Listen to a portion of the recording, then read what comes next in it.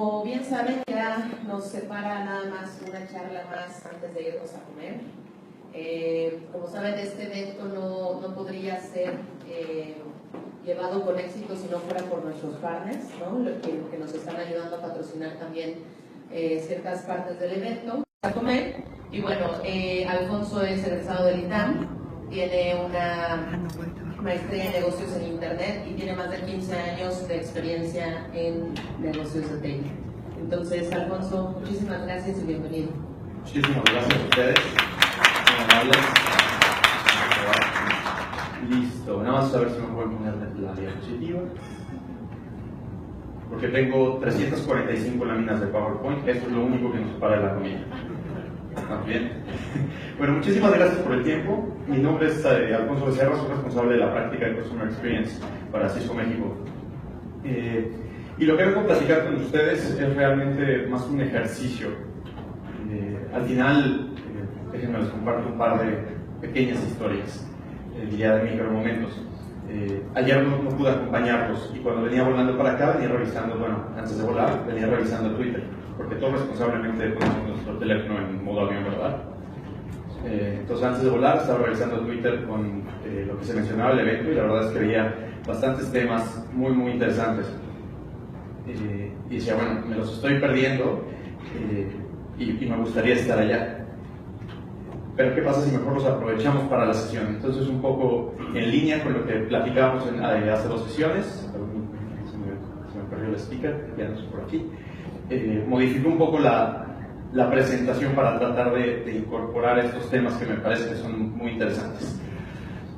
Y me gustaría empezar con este pensamiento que hace cerca de un año compartió nuestro chairman, que dice que 40% de las empresas que son relevantes hoy en día, dentro de los próximos 10 años, dejarán de ser relevantes. Para ponerlo esto en términos prácticos, y no es que esté siendo selectivo, digamos que si partimos el salón a la mitad, dentro de 10 años, las 10 empresas que estén al lado contrario al que están ustedes, para pensarlo positivamente, bien bajado, ¿no? Perderán relevancia, perderán su papel en el mercado a como están representadas hoy. Y esto habla mucho de la necesidad de innovación, de la necesidad de incorporar nuevos métodos, de la necesidad por hacer cosas diferentes. Y hay toda esta tendencia por hablar de cómo ser disruptivos. Incluso el que ustedes estén aquí habla del interés que tienen por ser disruptivos y por cambiar las cosas, por buscar mejores resultados con nuevos caminos. Y es por eso que cambié un poco el modelo de la presentación, de la plática, para compartirles un poco de datos o de referencias que me parece que pueden ser relevantes en su proceso de inspiración. ¿Qué es un proceso de inspiración? ¿Alguien sabe? No es que vayamos a ponernos aquí a dibujar, no vamos a sacar plastilina ni crayolas, ¿no? Pero dicen que la innovación está basada en un proceso, ¿no? La innovación está basada, digamos, no es un momento eureka, sino que está alimentada de todo lo que nos alimenta a nosotros a su vez. ¿Hace sentido? Y que si consumimos el mismo contenido todo el tiempo, producimos las mismas ideas todo el tiempo. ¿Les ha pasado que conocen a alguien, que se relacionan con un tema interesante, que ven una serie nueva, que leen un libro nuevo y les aparecen nuevas ideas? Ese es el proceso de inspiración. Entonces, mi objetivo, la verdad, después de ver todos los temas que han estado hablando y al revisar la lista de asistentes, que la verdad me quedé impresionado de la experiencia que hay en esta sala, ¿qué les voy a poder platicar yo que ustedes no sepan? Entonces, preferí hacer un ejercicio para tratar de aportarles ideas nuevas que a mí me han inspirado. ¿Les parece? Sí. Buenísimo. Déjenme les comparto esta aplicación. Esta es completamente off topic. ¿A quién de ustedes en algún momento se les ha ocurrido que se quieren hacer un tatuaje, pero no se animan? A nadie. Ajá. No les creo nada. Bueno, para quienes les ha pasado ese pensamiento por la cabeza y no se han animado, no tienen que decirlo en público, nadie estuvo en high five aquí.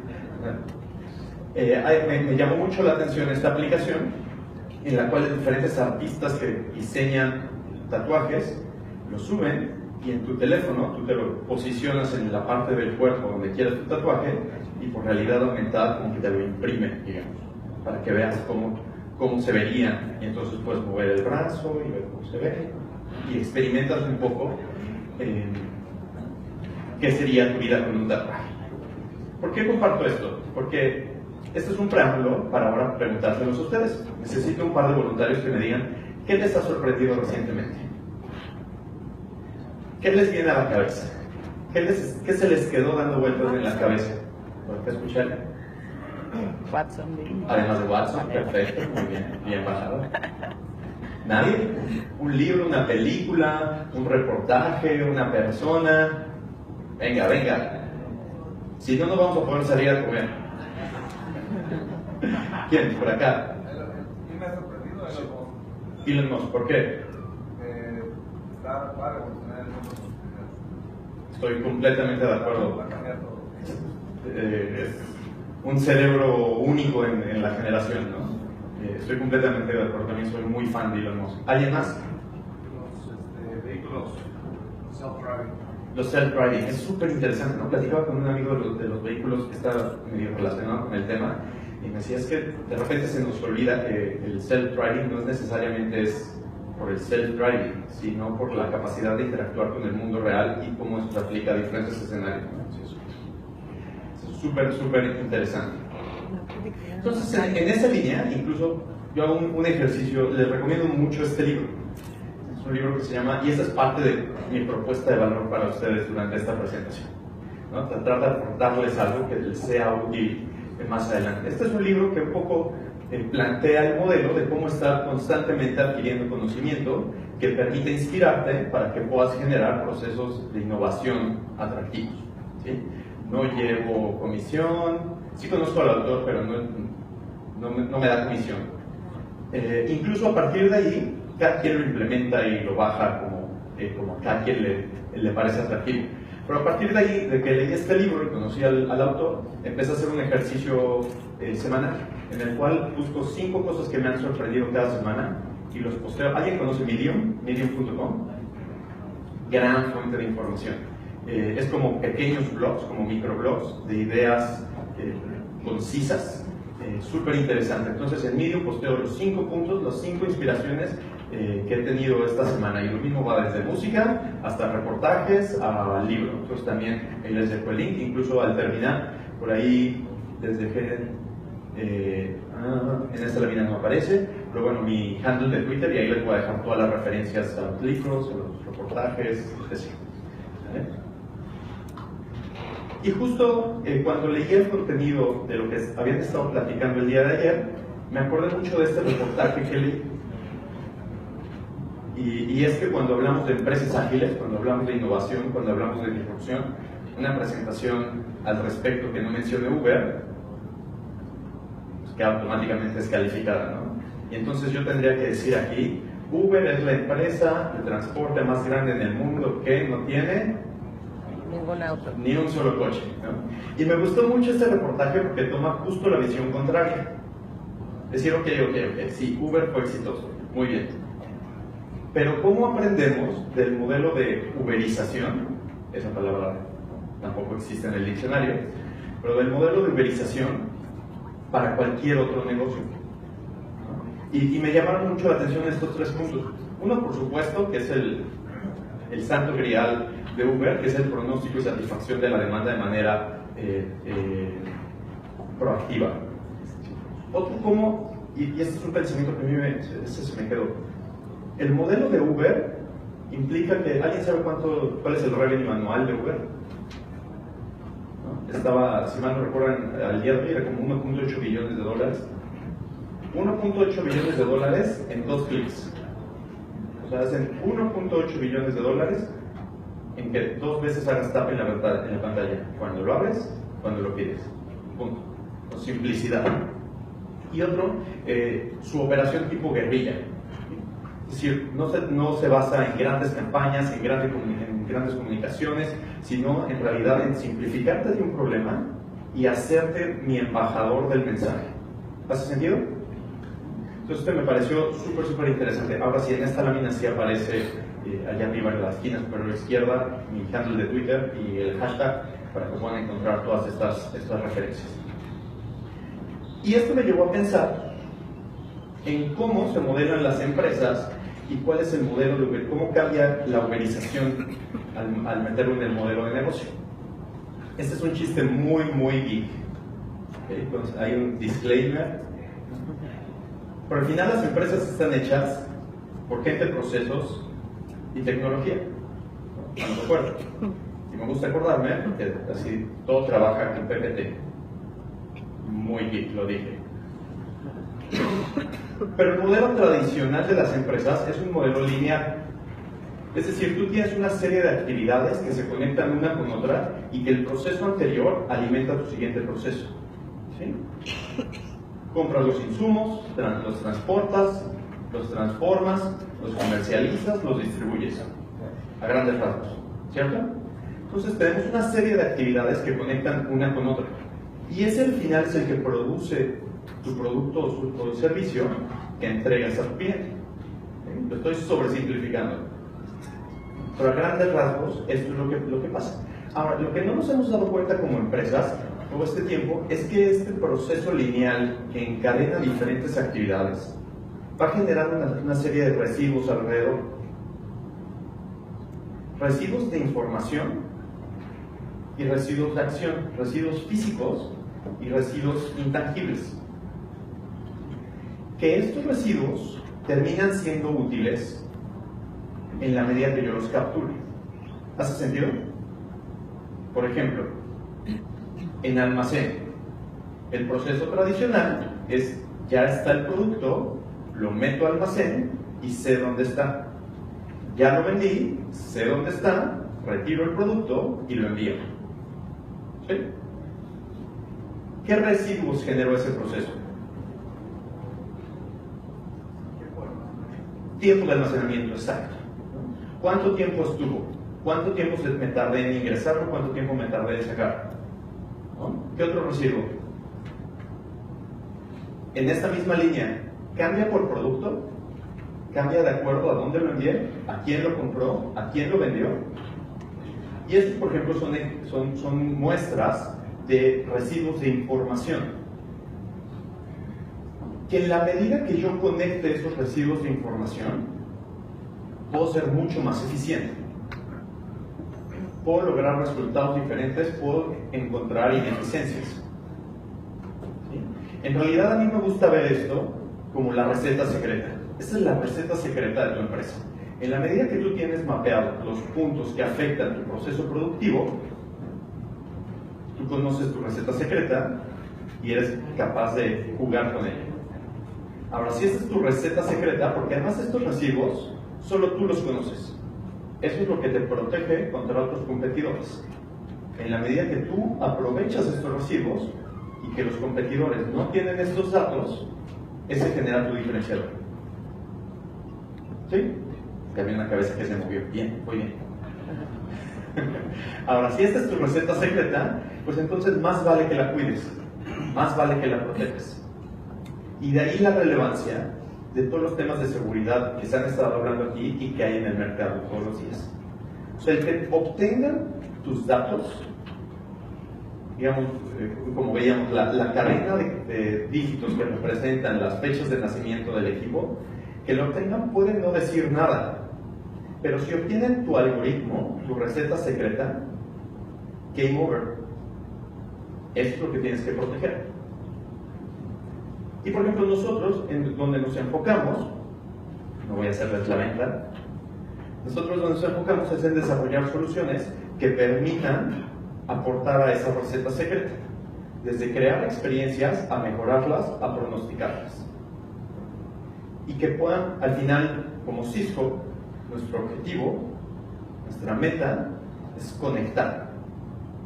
Entonces, en la medida que podemos ayudar a conectar todas esas diferentes etapas, todas esas diferentes actividades y residuos que genera tu empresa a tu beneficio, entonces ahí es donde todos ganamos. ¿Hace sentido hasta ahí? ¿Sí?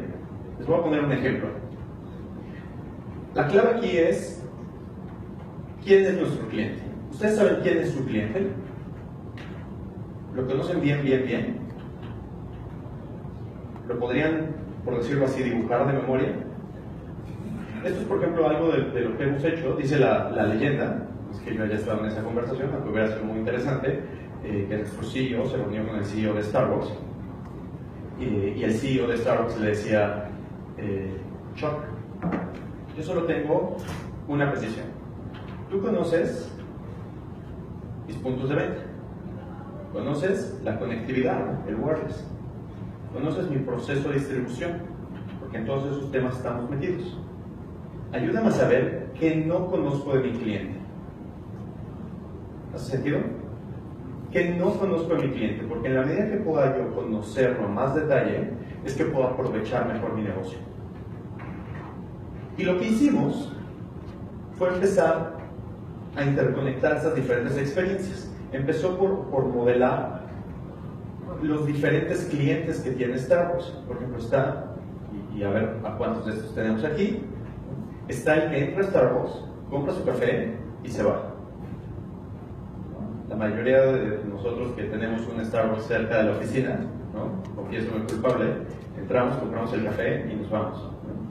Luego está el cliente tradicional de Starbucks que entra, se sienta y se queda. Incluso ese es el concepto de Starbucks, ¿no? Me parece que se llama el tercer lugar, el cuarto lugar. Entonces es tu casa, tu oficina, el tercer lugar, ¿no? Y Starbucks, ¿no? Donde puedes pasar tiempo y te sientes como en tu casa, cómodo, sin necesidad de que te estén cobrando.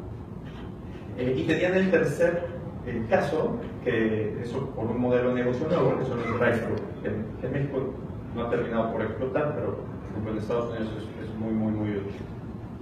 Y entonces en lo que trabajamos con ellos fue en el desarrollo de su experiencia digital. ¿Qué es la experiencia digital? Pues por ejemplo su aplicación. Para hacer la historia corta, hoy Starbucks tiene en crédito en su aplicación, ¿han visto cómo funciona? Puedes tú precargar crédito. Tiene más de $1 billón en crédito por utilizar. Tiene más de $1 billón de sus clientes que le confiaron antes de siquiera gastar. Tiene más dinero guardado sus clientes que Charles & Schwab en su cartera. Más dinero que Charles & Schwab en su cartera. Más dinero que una institución financiera. ¿Cambió esto a la empresa? ¿Sí? ¿Y por qué? ¿Por qué hacer esto? ¿Por qué hacer este cambio? Pues porque si no, pierde. Es como el equivalente a el que no se mueve no sale en la foto, ¿o cómo era? Era al revés, ¿no? El que se mueve no sale en la foto. Esto es al revés, ¿no? Aquí si no te mueves, ya no sales en la foto. Y es que está enfrentando una serie de competidores que no están en su radar. Así como Charles Schwab no tiene a Starbucks en su radar, Starbucks tiene a gente que no está en su radar. Por ejemplo, ¿conocen a esta empresa? Soylent. Soylent, un tipo en Silicon Valley, muy, muy clavado, que es desarrollador. ¿Alguien de ustedes es desarrollador? Para que validen el punto. ¿Nadie? ¿Fue desarrollador? No nos reconocemos. Cuando estás codificando, seguramente en algún momento te pasó, que entras como en estado catatónico y empiezas a tirar líneas que después ni tú entiendes, pero estás tan concentrado que salen en automático. Bueno, este era un tipo, o es un tipo en Silicon Valley que hacía. Entonces decía, de repente cuando yo me concentro tanto, me puedo echar sprints de 48 horas programando y produzco cosas increíbles.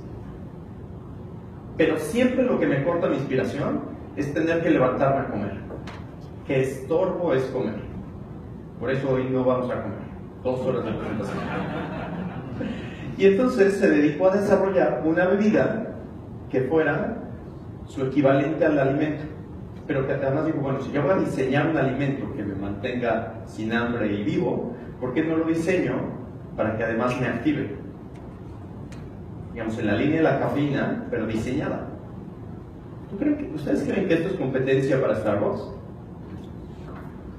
¿Cuántas veces no vamos a Starbucks porque necesitamos la cafeína? ¿No? Y esto se le llaman empresas digitales, empresas nacidas digitales y que son verticales.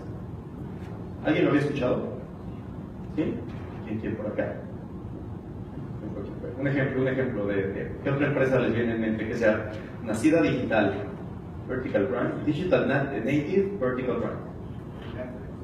Netflix, por ejemplo. ¿Y cuál es la ventaja que tienen estas empresas contra las tradicionales? No hay ataduras. Exactamente, no hay ataduras. Me gusta esa definición. No hay ataduras. Pueden moverse y romper todo lo que sea necesario. Recientemente me decían, rompe vidrio. Asegúrate que lo que estés intentando rompa vidrio. Porque si no estás rompiendo vidrio, no es lo suficientemente disruptivo. Y esto es lo que tienen estas empresas, a diferencia de las empresas tradicionales de las cuales la mayoría de nosotros somos parte. Y ese es el reto, cómo competir. Ahora, aparte de esto, me estoy basando en, igual, gran libro, o sea, si en lo que va del 2017 me quedo con algo, es este libro, Exponential Organizations, un gran modelo, que justo habla de cómo estas empresas, de cómo desarrollar empresas que sean 10 veces, digamos, el mindset es empresas que sean 10 veces más rápidas, más fuertes y más eficientes, todo al mismo tiempo. ¿Se les ocurre alguna que les venga a la mente, además de Netflix y de Uber? Por ejemplo, ¿conocen el caso de WhatsApp? Cuando WhatsApp es adquirido por Facebook, ¿alguien recuerda el monto? 18. ¿Cuánto? 18. 18, sí, por ahí, ¿no? Me acuerdo que estaba en los Teams, pero no recuerdo el monto, ¿no? 18 billones de dólares. 18 billones de dólares. ¿No? Digo, como referencia, la cotización del muro es 20 y tantos billones de dólares. 18 billones de dólares. ¿Cuántas personas formaban parte de WhatsApp al momento de ser adquiridas? 60 y tantas. 60 y tantas personas. Empresas 10 veces más rápidas, 10 veces más eficientes, 10 veces menos costosas. Ese es el modelo. Ese es el reto que tenemos hoy en día. Y me gustaría, como ya me pusieron la banderita de 10 minutos, no me va a dar para hablar de todo el modelo, y en realidad tampoco es que lo hubiera pensado así, pero vamos a hacer como que es cierto. Me gustaría enfocarme en este punto, porque al final, como decíamos en la sesión, dos sesiones antes, la tecnología cumple sus promesas, y de eso da para 3 días de plática. Pero algo de lo que de repente nos olvidamos es de la gente, de cómo organizamos y habilitamos a la gente para que trabaje en estas empresas ágiles. Tenemos las soluciones más avanzadas, pero a la gente la relegamos. Y por ejemplo, en este libro hablan de un modelo donde tú tienes equipos céntricos, digamos tu core, y luego tienes pequeños equipos que conforme se alejan del core, tienen más autonomía, a un grado que incluso tus consumidores son parte de tu comunidad. Entonces, ¿cómo incorporas? ¿Recuerdan la cadena productiva que vimos? ¿Cómo incorporas a tu cadena productiva equipos que no son ni siquiera parte de tu empresa? Vamos a avanzar. Les platico un poco de cómo lo hacemos nosotros en Cisco. ¿Alguien de ustedes tiene algún amigo, familiar, digamos, no relación de trabajo, que trabaja en Cisco? ¿Nadie? Qué apáticos somos, no tenemos amigos, solo por allá. Bueno, te voy a pedir un favor. Si digo algo que no es cierto, me desmientes. Pero nuestra forma de trabajo es bastante peculiar y de repente incluso se nos olvida. Por ejemplo, nosotros no tenemos un lugar físico. ¿No? Tenemos oficinas en el DF, en el DF estamos en Santa Fe, en Reforma, en Insurgentes. Y cuando digo esto, normalmente mis amigos me preguntan, ¿y tú dónde estás? No, pues, donde se necesite. ¿No? Si ya hay una reunión en Santa Fe, voy a Santa Fe. ¿No? Si vamos a hacer una reunión en Insurgentes, como por ejemplo ahora la semana pasada tuvimos, pues voy a las Insurgentes. Si la tengo en Insurgentes, voy a Reforma. Y de repente esto se nos olvida. porque estamos tan acostumbrados a este modelo de trabajo. Y algunos datos que me parecen bien interesantes, por ejemplo, más de la mitad de la gente de Cisco, su manager no está en la misma ciudad. ¿Alguien tiene este mismo modelo o esta misma relación en sus empresas? Que más de la mitad de la gente esté, su jefe esté en otra ubicación. ¿Nadie? ¿No? De repente esos son los datos y el contexto que se nos olvida. Por lo mismo que no estamos en un lugar físico y que no estamos acotados a un horario, nuestra disponibilidad entre equipos es constante. Entonces es muy común que te manden un mensaje, para bien y para mal, ya sé para dónde van estos pensamientos, para bien y para mal, a las 8, a las 10 de la noche, que a las 6, 7 de la mañana. Y lo que necesitan nuestros equipos es la capacidad de interactuar asíncronamente. ¿Sí? Nuestra oficina realmente, haciendo referencia a la plática de movilidad, ¿no? Nuestra oficina es el teléfono. No cargamos más. ¿No? Esto la cargué por la presentación, pero realmente con el teléfono tenemos todo. Y cuando empezamos a ver cómo podíamos hacer más eficiente esto, nos empezamos a encontrar con retos. Que el principal reto era, bueno, el celular ya está ampliamente adoptado, pero necesitamos mezclarlo para que seamos del todo eficientes y hacer juego con nuestras fortalezas, pero también con nuestra parte física. ¿Cómo conectamos la parte física con la parte digital en nuestra experiencia de trabajo? Y cuando dimos con esto, dijimos, bueno, necesitamos un modelo para desarrollar este tipo de innovación. Y entonces nos fijamos 3 objetivos. El primer objetivo es que el trabajo remoto, y remoto para nosotros quiere decir que algunos de los integrantes a lo mejor no están en el mismo sitio, pero otros sí. El primer paso es trabajar remoto, sea como estar ahí. Y entonces hace cerca de 15 años, 10 años, desarrollamos. ¿Alguien ha tenido sesiones en telepresencia? Me decía un amigo cuando él ya había visto un prototipo y yo todavía no lo conocía. Le digo, ¿pero cómo es? Me dice, ¿a qué sabe el chocolate? Pues a chocolate, exacto, tienes que probar. Hasta que no estás en una reunión de más de 1 hora en telepresencia, te das cuenta que los marquitos esos desaparecen. Entonces ya era como estar ahí. Ahora, el segundo paso era mejor que estar ahí. Y entonces empezamos a entrar a soluciones mucho más verticalizadas. Como por ejemplo, tenemos internamente, y todo esto lo empezamos a hacer interno y después se transformó en un producto o en un servicio. Por ejemplo, tenemos internamente la capacidad de recibir consultas tanto de salud física como de salud mental. Para recibir este tipo de consultas hay lugares donde incluso para que te midan el pulso, que si, las diferentes métricas que un doctor pueda tomar, el doctor está en Bangalore y localmente tenemos a alguien que te guía en el proceso, pero que no es un doctor especialista.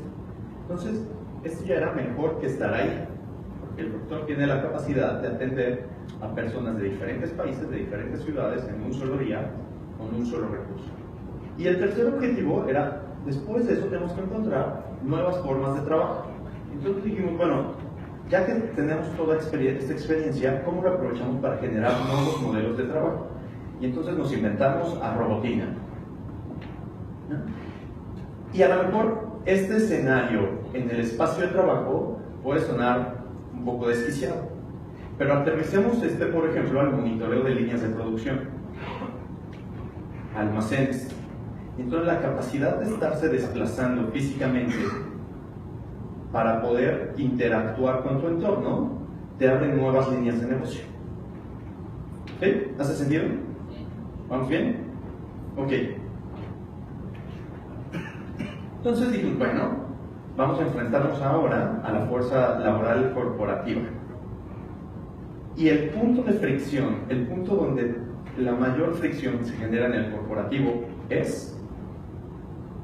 ¿Alguien? Entonces, el punto que más genera fricción entre colaboradores, las salas de trabajo. Y es que al final, cuando planta física o WPR, o como se llaman sus departamentos, las diseña, las ve así, ¿no? Mi sala va a quedar algo así. Termina quedando algo así cuando nosotros no somos los que participamos, sino son nuestros managers, nos los imaginamos algo así, ¿no? Y termina siendo en realidad algo así. ¿Qué es? A todos nos ha pasado que entramos en una reunión, empieza a las 10, son 10:15 y están viendo cómo conectar, cuál es el wireless, dónde está la clavija, ¿no? O sea, al final, esto termina complicándose de tal forma que hay cables por doquier. Y la experiencia sufre, la experiencia del usuario sufre, porque tú que ibas a trabajar, terminaste yendo a todo menos a trabajar. Y cuando se cumplió la hora, ya estaban los siguientes allá afuera. ¿Eso solo nos pasa a nosotros o también les pasa a ustedes? Entonces, ¿qué hicimos? Pues empezamos a hacer para nuestra fuerza interna una aplicación, por ejemplo, que te dice dónde está la sala que está disponible, cómo llegar a ella o dónde encontrar a las personas con las que estás trabajando.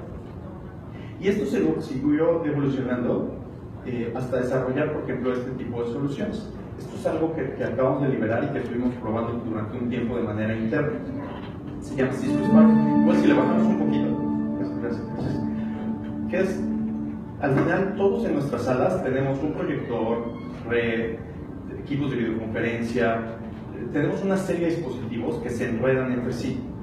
Y lo que hacemos es que este sea un facilitador de la reunión para todas tus actividades. Que quien entre pensando que movilidad es tan importante, que entre con su teléfono tenga ahí su contenido. Que si hay una persona que está en Bangalore, como el médico, se conecte desde Bangalore. Que si utilizas iOS, utilizas Android, utilizas PC, utilizas Mac, tengas acceso al mismo contenido. Que no importa dónde vayas, llegues con el contexto necesario para complementar tu trabajo. A todos nos ha pasado que tenemos presentación final, versión 2, es la buena.ppt. Entonces, tener un solo repositorio donde se junte toda esta información. Y este es, por ejemplo, lo que acabamos de liberar, se llama Cisco Spark Board. Entonces, además, me decía un familiar, es como una iPad-sota. Bueno, sí, un poco, pero además incluye una serie de facilidades alrededor. No voy a extender mucho, ya estamos a punto de terminar, pero bueno, nuestro objetivo aquí es conectar a la gente para que tenga una experiencia de trabajo que se refleje en empresas ágiles, sin importar si es desde el browser hasta la sala de consejo. Y que todo el contexto de estas interacciones viaje entre ellos. Incluso, por ejemplo, ¿por qué no utilizar bots y utilizar a Watson? ¿No? Cosas tan sencillas como, a todos nos ha pasado que estás en una videoconferencia y está la toma abierta y el que está al final de la sala, cuando estás del otro lado ni siquiera lo ves. Bueno, ¿por qué no le metemos inteligencia? Detectamos quién está hablando y enfocamos la cámara sobre esa persona. Y cuando habla alguien más, cambiamos la toma a esta otra persona. Juro que con esta acabo. Empezamos diciendo que el 40% de las empresas, la mitad de la sala contraria a donde está cada uno de ustedes, perderá relevancia y no es que desaparecerá durante los próximos 10 años. Y al estar haciendo esta presentación, el momento sí que terminé y le di clic ahí. ¿Para qué es ese botón? Cuando aprietas ese botón, ¿qué hace? Salva. ¿Por qué salva? ¿Qué es ese botón? Pero el icono, ¿qué representa?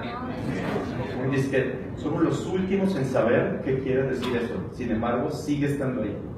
O sea, alguien que está ahora en secundaria y prepa no tiene idea por qué el botón de salvar es esa cosa. Un amigo que está en versión 3D llega a su casa con un disquete que imprimió en 3D y se lo enseña a su hija y la hija le dice, mira papá, qué padre, imprimiste el botón de salvar. Verídica. Así es, así de rápido está cambiando el mundo. Esto que era obvio para nosotros, en una generación, es una reliquia. Una reliquia. Y al final, son estas capacidades de poder aceptar lo nuevo, de poder detectar esas ineficiencias y de poder movernos como las empresas que nacen digitales, las que nos diferencian y las que nos va a permitir ser parte del 60% de las empresas que seguirán siendo relevantes. La mayoría de las empresas que están en el Fortune 500 cada vez van reduciendo su tiempo promedio de vida. Es decir, cada vez más rápido llegan ahí, pero también cada vez más rápido desaparecen. Y al final lo que las distingue es la capacidad de atraer a nuevas personas con nuevos talentos que motiven la capacidad de innovación y que les permitan adoptar el cambio. Porque tu mayor competidor para dentro de 3 años, hoy no existe. Todos, cada una de nuestras empresas, tenemos un Soylent para nuestros startups. Y la única forma de ser competitivos es la adopción propia de la tecnología, pero el respaldo propio en las personas. ¿Hace sentido? Bueno, pues si hace sentido, no me queda entonces más que agradecerles. Me encantaría continuar esta conversación. Les dejo ahí mi Twitter, abserra. Ahí voy a poner las referencias de todo este material para que les sea útil. Al final ese es mi objetivo con esta conversación. Dejarles material. Si le dejé a uno material que le pueda ser útil para continuar su proceso de innovación, nos damos por bien servidos. Entonces, muchísimas gracias por tu tiempo y vámonos todos a comer.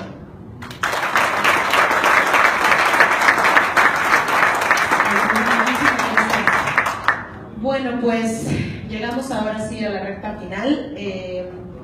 Vamos a comer, nuevamente la comida va a ser aquí enfrente. Ahora sí les vamos a robar tiempo de la comida porque tenemos que terminar en punto de las 4, hoy sí por la actividad que tenemos en la noche. Entonces les voy a pedir nada más que llenen sus hojitas con sus datos para la dinámica de Comscope. Está acá afuera la urna donde necesitan depositarlas.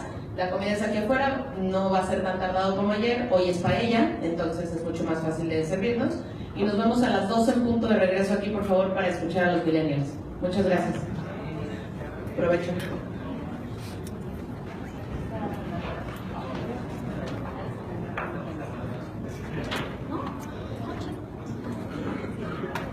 Sí.